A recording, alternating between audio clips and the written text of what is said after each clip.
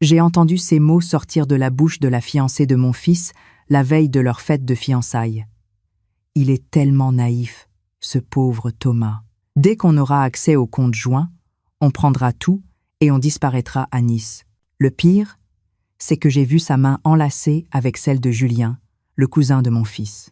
Je m'appelle Françoise, j'ai 63 ans et je suis professeure de littérature à la retraite. Mon mari Pierre est décédé il y a 8 ans d'un cancer. Depuis, je me suis consacrée à élever seul notre fils unique, Thomas, qui a aujourd'hui 30 ans. Il est architecte dans un cabinet réputé du 7e arrondissement à Lyon. Un garçon brillant, travailleur, mais peut être trop confiant dans la nature humaine. Tout a commencé il y a 7 mois. Thomas m'a téléphoné un dimanche après-midi, la voix remplie d'excitation. « Maman, j'ai rencontré quelqu'un de spécial. Elle s'appelle Camille. » Mon cœur s'est serré. Non pas de jalousie, mais d'une inquiétude maternelle que je ne pouvais expliquer. Dans les semaines qui ont suivi, mon fils a complètement changé. Il appelait moins, visitait rarement notre maison familiale de Caluire-et-Cuire où j'habitais toujours. Puis, 2 mois plus tard, la bombe. « Maman, je vais me fiancer avec Camille. » 2 mois. Ils ne se connaissaient que depuis 2 mois. J'ai essayé de garder mon calme au téléphone. C'est merveilleux, mon chéri. Mais ne penses-tu pas que c'est un peu rapide ? Sa réponse m'a glacée. Maman, quand on sait, on sait. Camille dit que l'amour véritable n'a pas besoin de temps. La première fois que j'ai rencontré Camille, c'était un samedi soir, dans un restaurant près de la place Bellecour. Elle avait 27 ans, des cheveux châtains coupés au carré, un sourire éclatant et une assurance déconcertante. Elle portait une robe Sandro, qui devait coûter au moins 400 €. Pendant tout le dîner, elle a posé des questions. Beaucoup de questions. Sur notre maison, sur mes finances, sur l'héritage que Pierre avait laissé. Thomas m'a dit que votre mari avait une entreprise de construction. Il a dû bien vous laisser, non ? J'ai souri poliment, mais mon instinct criait. Les semaines suivantes, j'ai observé. Camille appelait Thomas « mon amour » et « mon trésor », mais quelque chose sonnait faux. Elle insistait pour que Thomas ouvre un compte joint avant même le mariage. C'est moderne, chérie. Ça montre qu'on se fait confiance. Elle avait convaincu mon fils de lui donner accès à ses économies, les 120 000 € qu'il avait mis de côté pendant des années. L'héritage de son père, qu'il voulait utiliser pour ouvrir son propre cabinet d'architecture. 3 semaines avant la fête de fiançailles, Camille est venue chez moi pour faire connaissance. Thomas travaillait tard ce soir-là. Nous avons bu du thé dans mon salon. Elle regardait partout, évaluait chaque meuble, chaque tableau. Votre maison doit valoir au moins 700 000 € dans ce quartier. Et vous vivez seul ? Quelle chance vous avez ! Son sourire ne montait pas jusqu'à ses yeux. Avant de partir, elle a laissé son iPad sur mon canapé. Le lendemain matin, j'ai décidé de le rapporter chez Thomas. Ils habitaient ensemble depuis 1 mois dans un appartement du 6e arrondissement. En arrivant, j'ai sonné. Pas de réponse. J'avais la clé que Thomas m'avait donnée pour les urgences. Je suis entrée. L'appartement était vide.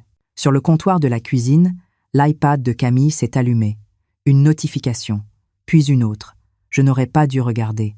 Mais l'instinct maternel est plus fort que tout. Les messages venaient de « Jus ». Je les ai ouverts. Mon sang s'est glacé. Ma belle, encore combien de temps cette comédie ? J'en ai marre de me cacher. La réponse de Camille. Patience, mon amour. Dès qu'on aura l'argent du compte joint, on disparaît. J'ai déjà réservé l'appartement à Nice pour nous 2. Thomas ne se doute de rien. Puis une autre. Tu es sûr qu'il a bien 120 000 sur le compte ? Oui, je l'ai vérifié. Plus ce qu'il aura de sa mère éventuellement. La vieille vit seule dans une grande maison. Mes mains tremblaient. J'ai fait défiler les messages. Des semaines de conversation. Des photos d'eux 2 ensemble, s'embrassant, dans des restaurants chics, dans des hôtels. J'ai reconnu Julien sur les photos. Le cousin de Thomas, le fils de la sœur de Pierre. Celui que Thomas considérait comme un frère. Celui qu'il avait hébergé pendant 2 ans quand Julien traversait des difficultés financières. J'ai pris des captures d'écran de tout. Photos, messages, plans détaillés. Il y avait même un document Excel avec le calcul précis. Compte joint Thomas, 120 000 €. Vente, bijoux reçus en cadeau, 8 000 €. Carte bancaire limite avant blocage, 50 €. Total, 133 000 €. Leur butin. Je suis rentrée chez moi. J'ai pleuré. Comment annoncer cela à mon fils? Il était si amoureux, si heureux. Il m'avait dit la semaine précédente: « Maman, Camille est la meilleure chose qui me soit arrivée. » Grâce à elle, j'ai retrouvé goût à la vie après avoir été si longtemps seule. Comment briser le cœur de mon enfant? Cette nuit-là, je n'ai pas dormi. J'ai pensé à Pierre. Qu'aurait-il fait? Mon mari était un homme pragmatique. Il aurait dit: « Les preuves, Françoise, il faut des preuves solides. » Le lendemain, j'ai pris une décision. Je ne pouvais pas simplement montrer les messages à Thomas. Il était tellement sous l'emprise de cette femme qu'il trouverait des excuses. Non. Il fallait qu'il voie de ses propres yeux. J'ai contacté un ancien élève, Maxime, qui était devenu détective privé. Je lui ai tout expliqué. « Madame Rousseau, laissez-moi m'en occuper. J'ai besoin de 2 semaines. » Pendant ces 2 semaines, j'ai joué la comédie. J'ai souri à Camille. J'ai fait semblant de me réjouir des préparatifs de la fête. À l'intérieur, je bouillonnais. Maxime m'a rappelé 10 jours plus tard. « J'ai ce qu'il vous faut. » Camille et Julien se voient presque tous les jours. Ils ont loué un studio près de la gare Pardieu où ils passent leurs après-midi. J'ai des vidéos, des enregistrements audio, mais Madame Rousseau, il y a pire. Pire? Comment cela pouvait-il être pire? Camille a fait la même chose à 2 autres hommes ces 3 dernières années. Un à Marseille, un à Bordeaux. Même scénario. Rencontre rapide, fiançailles précipitées, accès au compte, disparition. Elle a déjà escroqué près de 200 000 €. J'ai eu envie de vomir. Cette femme était une professionnelle. Mon fils était sa prochaine victime. « Maxime, j'ai besoin de tout ce que vous avez. Vidéos, enregistrements, preuves des escroqueries précédentes. Je vous envoie tout ce soir. Mais que comptez-vous faire ?» J'ai souri amèrement. Ce que n'importe quelle mère ferait. Protéger son enfant. La fête de fiançailles était prévue pour le samedi suivant. 80 invités dans une belle salle de réception près du parc de la Tête d'Or. Thomas avait investi 15 000 € dans cette soirée. Camille avait insisté pour quelque chose de mémorable. Elle avait choisi le menu le plus cher, les fleurs les plus chères, le photographe le plus cher. Avec l'argent de mon fils, évidemment. Les jours précédant la fête, j'ai préparé mon plan. J'ai contacté le gérant de la salle. « Monsieur Mercier, j'aurais besoin d'un service. Pouvez-vous installer un projecteur et un écran dans la salle? C'est une surprise pour les fiancés. » Il a accepté avec enthousiasme. J'ai ensuite préparé une vidéo. Toutes les preuves que Maxime m'avait données, montées dans un ordre chronologique. Messages, photos de Camille et Julien ensemble. Enregistrement de leur conversation. Preuve des escroqueries précédentes. 15 minutes de vérité brute. Le samedi est arrivé. Je me suis habillée avec soin. Une robe élégante bleu marine, mes perles que Pierre m'avait offertes pour nos 30 ans de mariage. En me regardant dans le miroir, j'ai murmuré « Pierre, aide-moi, donne-moi le courage. » Je suis arrivée à la salle 1 heure avant les invités. Monsieur Mercier m'attendait. « Tout est prêt, Madame Rousseau. Le projecteur est connecté. Vous avez juste à brancher votre clé USB. » Les invités ont commencé à arriver. La famille, les amis, les collègues de Thomas. Julien est arrivé avec un grand sourire, embrassant tout le monde. Le traître. Camille était resplendissante dans une robe blanche Chanel. Elle riait, s'accrochait au bras de Thomas, jouait à la perfection son rôle de fiancée amoureuse. Mon fils rayonnait de bonheur. Mon cœur se brisait. Le dîner s'est déroulé dans la joie. Champagne, toast, rire. Camille et Thomas ont ouvert la danse. Je les regardais tournoyer sur la piste, et j'ai senti les larmes monter. Pas pour Camille, pour mon fils qui, dans quelques minutes, verrait son monde s'effondrer. Après la danse, le père de Camille a pris le micro pour un discours. Puis la mère de Camille. Puis, ce fut mon tour. Je me suis levée, j'ai pris le micro. Ma voix tremblait légèrement. « Bonsoir à tous. Je suis Françoise, la mère de Thomas. D'abord, je veux dire combien je suis heureuse de vous voir tous réunis ce soir. » J'ai regardé mon fils. Il me souriait, les yeux brillants. « Thomas, mon chéri, tu es tout pour moi. Depuis la mort de ton père, tu es ma raison de vivre. Et parce que je t'aime plus que tout au monde, j'ai un cadeau pour toi ce soir. Un cadeau de vérité. » J'ai fait un signe à Monsieur Mercier. Les lumières se sont éteintes. L'écran s'est allumé. Le silence s'est fait dans la salle. Les premières images sont apparues. Les messages entre Camille et Julien. Thomas ne se doute de rien. Encore un mois et on disparaît avec l'argent. Des murmures ont commencé à parcourir la salle. Thomas s'est levé, le visage blême. « Maman, qu'est-ce que tu fais ?» Puis les photos. Camille et Julien s'embrassant devant un hôtel, dans un restaurant, dans le studio de la gare Pardieu. Des dates, des heures, pendant que Thomas travaillait, pendant qu'il croyait Camille en rendez-vous professionnel. Les murmures se sont transformés en exclamations. Camille était debout, le visage blanc comme un linge. « Éteignez ça immédiatement !» Mais la vidéo continuait. Maintenant, c'était un enregistrement audio. La voix de Camille, claire et nette. « Julien, mon amour, encore 2 semaines. Thomas vient de mettre 120 000 € sur le compte joint. On prend tout et on disparaît. J'en ai marre de faire semblant. » La voix de Julien. « Et s'il porte plainte, il ne pourra rien prouver. On sera à Nice, puis on passera en Italie. J'ai déjà de faux papiers. » Thomas s'est effondré sur sa chaise. Autour de nous, les invités étaient figés. Certaines personnes pleuraient. D'autres regardaient Camille et Julien avec dégoût. La vidéo continuait. Les preuves des escroqueries précédentes. 2 autres hommes, même scénario. Leur témoignage, enregistré par Maxime. Elle a pris tous mes économies. J'ai failli me suicider. Quand les lumières se sont rallumées, Camille a tenté de parler. C'est faux. C'est un montage. Cette vieille folle est jalouse. Mais sa voix manquait de conviction. Julien s'était déjà levé, essayant de se diriger vers la sortie. 2 amis de Thomas l'ont bloqué. « Attends un peu, toi. » Thomas me regardait. Dans ses yeux, je voyais un mélange de choc, de douleur, de trahison. Mais aussi lentement quelque chose d'autre. De la compréhension. Il s'est tourné vers Camille. Sa voix était calme. Trop calme. « C'est vrai ?» Elle a essayé de prendre sa main. Il l'a repoussée. « C'est vrai ?» a-t-il répété, plus fort. Camille a éclaté. « Tu n'étais qu'un moyen. Toi et ton argent. Tu crois vraiment qu'une femme comme moi pourrait aimer un type ennuyeux comme toi ?» Le silence dans la salle était assourdissant. Elle continuait, la rage ayant remplacé le mensonge. « J'ai joué mon rôle à la perfection, la gentille fiancée amoureuse. Et tu as tout gobé. » Thomas s'est approché de moi. Il m'a regardé longuement. Puis il m'a prise dans ses bras et a éclaté en sanglots. Mon grand garçon de 30 ans pleurait comme un enfant. « Pardon, maman. Pardon de ne pas t'avoir écouté. » Je lui ai caressé les cheveux comme quand il était petit. « Chut, mon chéri, ce n'est pas de ta faute. » 2 invités ont appelé la police. Camille et Julien ont été emmenés pour interrogatoire. Avec toutes les preuves que Maxime avait rassemblées, les témoignages des victimes précédentes, ils allaient avoir du mal à s'en sortir. Les invités sont partis un à un, certains nous serrant dans leurs bras, d'autres encore sous le choc. Cette nuit-là, Thomas est rentré avec moi à la maison. Il s'est assis dans la cuisine, là où il s'asseyait enfant quand il voulait me parler. « Maman, comment as-tu su ?» Je lui ai raconté tout. L'iPad oublié, les messages, Maxime, l'enquête. J'ai hésité.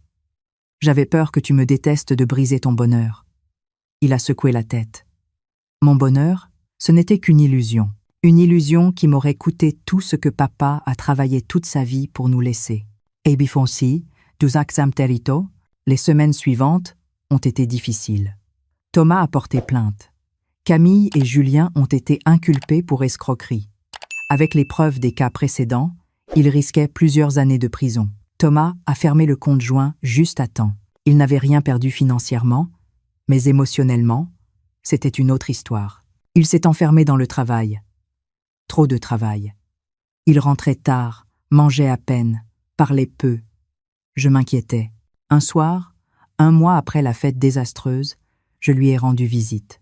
« Thomas, tu ne peux pas continuer comme ça. » Il a levé les yeux de ses plans d'architecture, des cernes profonds sous les yeux. « Je vais bien, maman. »« Non, tu ne vas pas bien. Et c'est normal. » J'ai posé ma main sur la sienne. « Écoute-moi. Ce qui t'est arrivé, c'est traumatisant. Tu as été trahi de la pire des manières, et pas seulement par une petite amie, mais aussi par quelqu'un que tu considérais comme un frère. Tu as le droit d'avoir mal. Tu as le droit de pleurer. Tu as le droit de demander de l'aide. » Il m'a regardé, et pour la première fois depuis des semaines, ses yeux se sont remplis de larmes. « J'ai honte, maman. Honte d'avoir été si aveugle, si stupide. Tu n'étais pas stupide, mon chéri. Tu étais amoureux. Tu as fait confiance. C'est eux qui devraient avoir honte, pas toi. Cette conversation a été un tournant. Le lendemain, Thomas a pris rendez-vous avec un thérapeute, Madame Lefebvre, une psychologue spécialisée dans les traumatismes émotionnels. La première séance a été dure, maman, m'a-t-il confié plus tard. Mais je pense que j'en ai besoin. Les mois ont passé. 3 mois. 6 mois. Thomas allait à ses séances chaque semaine. Lentement, je voyais mon fils revenir. Pas le même qu'avant, c'est vrai. Il était plus prudent, plus réservé, mais aussi plus fort, plus ancré dans lui-même. Il a commencé à sortir à nouveau avec ses vrais amis. Il s'est inscrit à un club d'escalade. Il a recommencé à sourire. Un samedi, 7 mois après la fête, nous déjeunions ensemble dans notre restaurant préféré près des quais du Rhône. « Maman, j'ai quelque chose à te dire. » Mon cœur s'est serré. « Quoi encore ?» Il a souri. « Je vais ouvrir mon propre cabinet d'architecture. J'ai trouvé des associés, 2 architectes que je connais depuis l'école. On a un projet de cabinet spécialisé dans la rénovation écologique. » Mes yeux se sont remplis de larmes de joie. « Oh mon chéri, c'est merveilleux. C'est grâce à toi, maman. Tu as protégé l'héritage de papa. Maintenant, je vais l'utiliser comme il aurait voulu, pour créer quelque chose de bien. » En m'érifoulant, nous avons trinqué. Puis il a ajouté, plus sérieusement, « Tu sais, Madame Lefebvre m'a aidé à comprendre quelque chose. Camille ne m'a pas juste volé de l'argent. Elle a essayé de me voler mon identité, ma confiance en moi, ma capacité à aimer, mais elle n'a pas réussi. Grâce à toi. Thomas, non, laisse-moi finir. Ce que tu as fait ce soir-là, devant tout le monde, c'était le plus grand acte d'amour qu'une mère puisse faire. Tu aurais pu me parler en privé, me laisser découvrir la vérité lentement, mais tu savais que j'étais tellement sous son emprise que je n'aurais pas cru. Tu as pris le risque que je te déteste pour me sauver. C'est ça, l'amour maternel. Aujourd'hui, 1 an après cette fameuse soirée, Thomas va bien. Son cabinet marche bien. Il travaille sur des projets passionnants, transformant de vieux bâtiments en espaces écologiques modernes. Il n'est pas en couple, et cela ne le dérange pas. Je me concentre sur moi-même pour le moment, maman. Madame Lefebvre dit que c'est important de se reconstruire avant de construire avec quelqu'un d'autre. Quant à Camille et Julien, ils ont été condamnés. Camille a 4 ans de prison ferme pour escroquerie en bande organisée. Julien a 3 ans. Les victimes précédentes ont pu récupérer une partie de leur argent grâce au compte bancaire saisi. La famille a coupé tout contact avec Julien.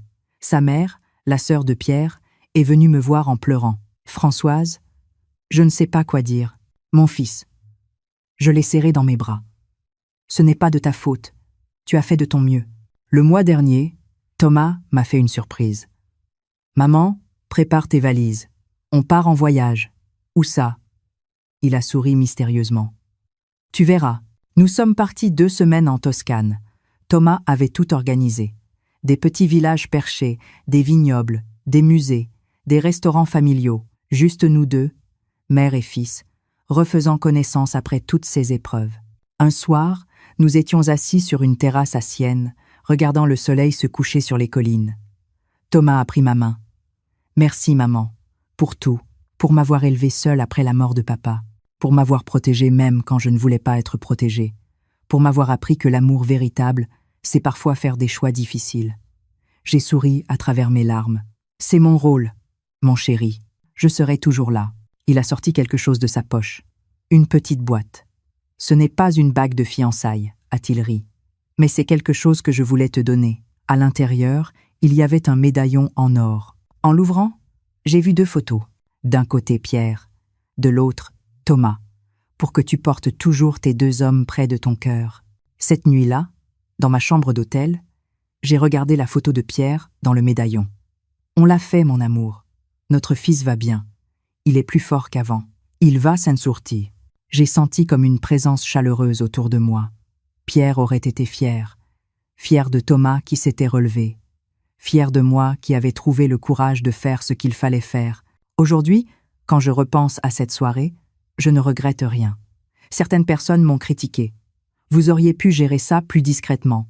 Vous l'avez humilié publiquement. Mais elles ne comprennent pas. Camille avait un tel contrôle sur mon fils que seul un choc brutal pouvait le réveiller. Et ce choc devait être public, devant témoins, pour qu'ils ne puissent pas minimiser, rationaliser, se convaincre que tout était un malentendu. L'amour maternel, le vrai, ce n'est pas toujours doux et réconfortant. Parfois, c'est dur. Parfois, ça fait mal. Parfois, ça signifie être celle qui détruit le rêve pour révéler le cauchemar. Mais c'est nécessaire. Car un fils peut survivre à un cœur brisé. Il ne peut pas survivre à une vie détruite par une escroque. Si je devais donner un conseil aux autres mères, ce serait celui-ci. Écoutez votre instinct. Si quelque chose ne semble pas juste, c'est probablement le cas. N'ayez pas peur de poser des questions difficiles, de chercher des réponses, de protéger vos enfants, même quand ils ne veulent pas être protégés. Être aimé, ce n'est pas toujours être populaire. C'est être présent quand ça compte vraiment. Thomas me dit souvent maintenant, « Maman, tu m'as sauvé la vie ce soir-là. » Je lui réponds toujours la même chose. « Non, mon chéri, je t'ai sauvé de Camille. Mais c'est toi qui as sauvé ta propre vie, en choisissant de te reconstruire, d'aller en thérapie, de continuer à croire en l'avenir. Car c'est ça, la vraie force. Pas d'éviter les chutes, mais de se relever après. » Hier, Thomas m'a appelé avec une nouvelle excitante.